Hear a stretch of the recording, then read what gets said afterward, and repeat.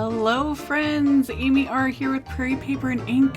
Welcome to the beginning of my 2021 Halloween series. For those that aren't aware, I have been doing a Halloween card series for a decade, something. I don't even remember. I love making Halloween cards. Technically kind of pointless, but so much fun. I love it. I absolutely love it. And I'm so excited. I think this is somewhat possibly the earliest I've ever started. As always, also, there is no set schedule. I'm always all over the place. I post links to the next ones, the previous ones, all the things, you know, at the ends of the videos on my blog. So let's just get into the actual card. So I pulled out my oldie but goodie, much used, much loved stamp set, Simon Says Stamps, Beautiful Flowers stamp set. As the title of this video says, this is like the 17th time I've done a video using this set, so yeah, I love it. So I stamped it onto some Ranger, like distressed watercolor paper with VersaFine Clair Nocturne ink. And then I used the mask. This is Simon Says Stamps masking paper. I showed this in one of the videos in the series. Don't even remember which one. But I had made this mask, cut it out. I've used it many times. It is literally falling apart. But I'm still using it because I can just kind of piece it together. Honestly, with an image like this, you could almost, with what I'm doing, you almost don't need to mask because I'm going to stamp in a really light ink. But I had the mask on the packaging, so I was like, why not? Because I probably wouldn't have cut it out for this. It took a while when I made it, and hence me keeping it and reusing it. It is well loved. So I masked off the flowers, and then I'm using the spiderweb background, which has also made many appearances in my Halloween videos because it's another favorite. So I inked that up with just Simon's Fog ink, so just a very pale gray ink. I didn't want this, to compete. I just wanted it for the background. So then I'll gently take my mask off the background and then somewhat try to reorient it back there on the packaging because I might be able to get another couple uses out of it. Who knows? It's literally it's in pieces. But I can't, whatever, you got to do what you got to do. So I've got my background stamped. I'm doing literally very simple watercoloring. In fact, quite messy watercoloring because I enjoy that, but also that was just the mood I was in. This actually is kind of, not only is it the start of my Halloween series, I actually had this idea like last year and I never got a chance to do it.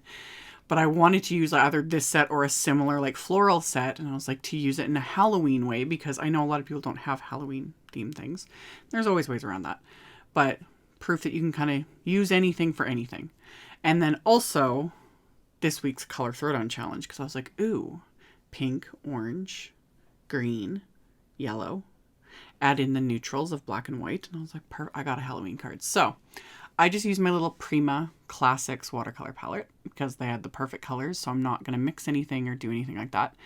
And very messy watercoloring. Sometimes I'll do an underlay where I'll do a very light wash first and, pull out the color, etc.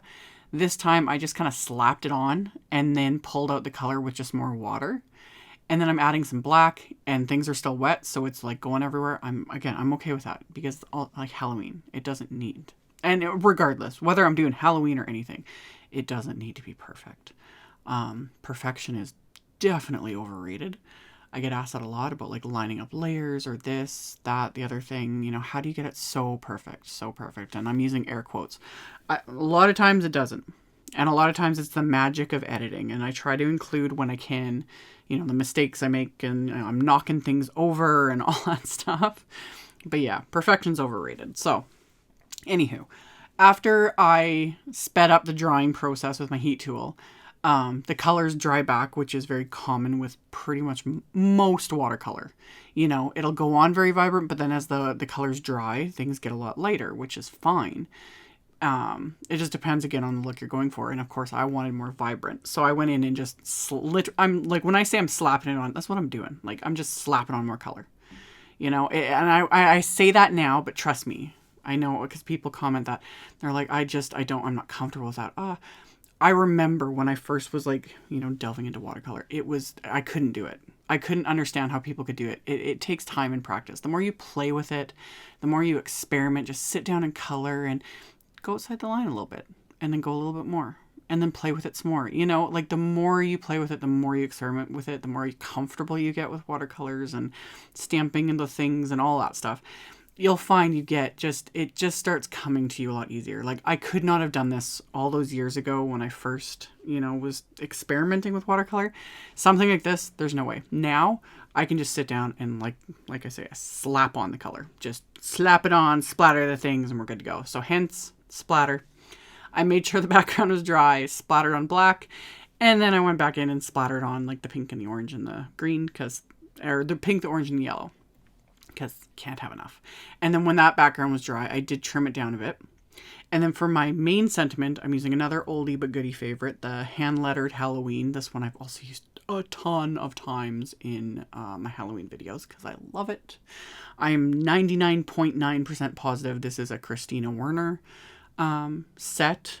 It just, you know, her fabulous writing that is in a ton of Simon's sets.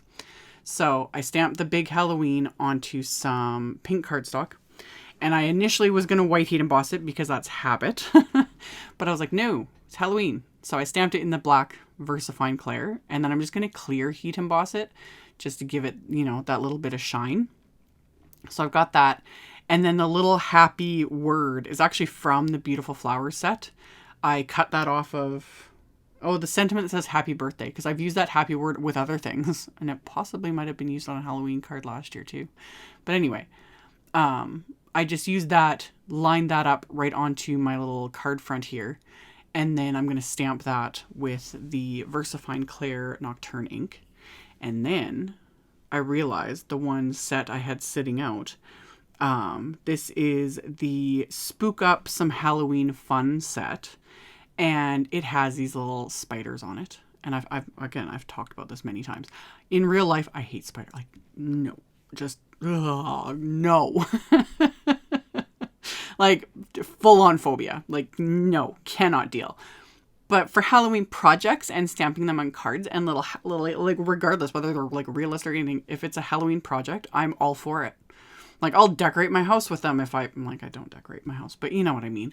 They don't bother me, but the actual real deal, no. So anyway, I stamped those hanging off the flowers, and it was just fun. So I'm like getting distracted with everything. So I did that, and then that big hand-lettered Halloween, there's a coordinating die set, which I love. And it's always something I always have to remind myself. Like, my habit is to die cut the sentiment, and then, you know, I'll glue it on or I'll pop it up with foam tape, whatever.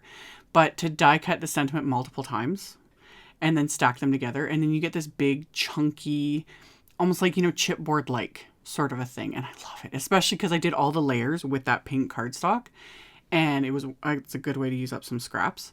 And also it just gives it more like stability. So I did that, and I've got all those layers. And when I adhered, I was like, yes, everything is just, this card is coming together. This is a great start to my Halloween series. I'm having so much fun. So I got that adhered. And then I took another piece of white cardstock that is also cut down to, it's like 4 by 5 1/4, something like that. Smaller than A2 size anyway.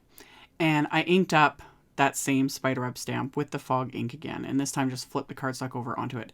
This is going to go on the inside of my card because I decided I wanted a black card base. Sometimes I leave the card bases as is, and I just tell people, like, I'll write with a gel pen on the inside of the card, like, it's fine. But other times, like, you could just line that card base with a lighter piece of cardstock so that you've got a place to easily write to the recipient, and in this case, stamp the inside, because, you know, I got to add stuff to the insides. So I'd stamped that web, and then I just took the individual flowers from the Beautiful Flowers set, and I stamped those with some oxide inks in the same colors for this challenge. I didn't add the green, and I was thinking, like, this whole time I was like, how am I going to incorporate the green without it looking like ridiculous? Because there's not individual leaf stamps or anything in this set, but I'll get to it in a second. So I took this little web, though, from that Spook Up Some Halloween Fun set, because there's all these cute little elements, like there's bats. Like, I could have just, it was hard not to just pile all the things. But then I reminded myself, I'm like, this is the beginning of a series. I'm going to have goodness knows how many cards and videos to share with you guys. So one thing at a time. So I stamped just that corner web and another little spider. And then my card base, like I said, black cardstock. It was cut to 4 1/4 by 11 inches. And I'm going to score this at 5 1/2. So this will be a top folding A2 size card. And then before I decided to adhere the panel, I realized, ooh, there's a cute little sentiment in that Spook Up Some Halloween Fun set that I can ink up with the green ink. So it just ties it all together and satisfies my OCD a bit.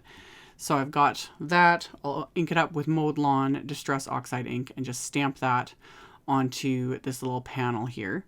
And then I could adhere this to the inside of my card. So I mentioned this in a recent video. I think it was the release and review for the Magic release. It was, yeah, I think that's where I talked about this. This is the new tape runner from Simon Says Stamp. So I've been experimenting with it. I love it for like adhering things like liners to the insides of cards, that sort of thing. So I use that, and then I'm actually going to adhere rather than use foam tape. I've shown this in a bunch of recent videos as well. I have a bunch of cardstock that I'm not a fan of that is in my stash that I don't like it for stamping and I don't like it for ink blending. So I just cut it down. I've been using it for layering. So either like this, or I'll like die cut it and use it for layers that way as well. So I just adhered a couple layers of that together and then adhered that behind my card front. So I get that dimension. And this is like obviously more stable than foam tape, but it just depends on my mood, what I'm going to use. So adhered all those together and then adhered this to my card base. And then I'm going to add a bit of bling because of course you need bling. So I pulled out more favorites, oldie but goodie favorites. These are the Studio Caudia. I have the iridescent bubbles, and then I'm going to pull out the iridescent tiny bubbles, which are just itty bitty because I need, you know, multiple sizes of all the things. And I'm just going to adhere some of these. And I love, they literally, the way the light hits them, especially in real life, not even just on camera, they look like they're glowing, which also is fabulous for Halloween themed everything. So sprinkled those throughout the card front here and then just adhered them into place with little dabs of craft tacky glue. And then once these are adhered, I'm going to pair this card with a metallic orange peel envelope. And that finishes off the first card in my Halloween series. Like I mentioned at the beginning, no schedule. I wish I could do a schedule. Oh, I do. You know, I could say like every Monday and every this or whatever.